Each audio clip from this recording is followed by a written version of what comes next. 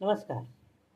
विज्ञान धर्म विश्वमंडळातर्फे शिवमहिम्न स्तोत्रातील पुढील श्लोक आज प्रसारित होत आहे.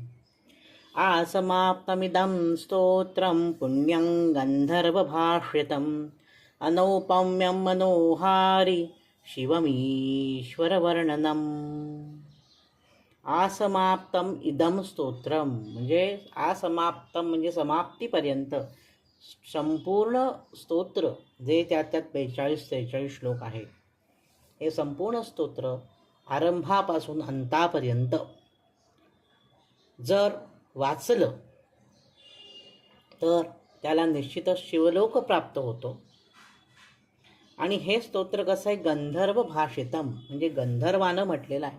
पुष्पदंत नावाच्या गंधर्वाची कथा आपण काही मागच्या श्लोकांमध्ये पाहिली. या गंधर्वाने वाचलेलं, म्हटलेलं, लिहिलेलं हे स्तोत्र आहे.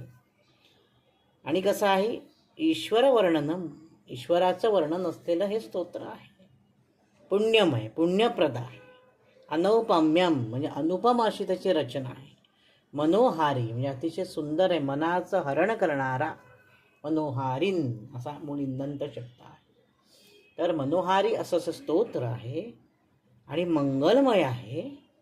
तर हे स्तोत्र इथे समाप्त होत आहे. या स्तोत्रातील शेवटचे 3 श्लोक आहेत. त्याच्यामधला 39, 40, 41, 42 आणि 43 असे श्लोक आहेत. त्यातला 39वा श्लोक समाप्त झालेला आहे. इथे हे स्तोत्र असं पुष्पदंतांनी वर्णन केलेलं आहे. आजच्या भागात इथेच थांबतो. नवनवीन माहितीपूर्ण व्हिडिओ पाहण्यासाठी, ऐकण्यासाठी वैभवदातार ऑफिशियल हा माझा यूट्यूब चॅनल जरूर आणि जरूर सबस्क्राईब करा.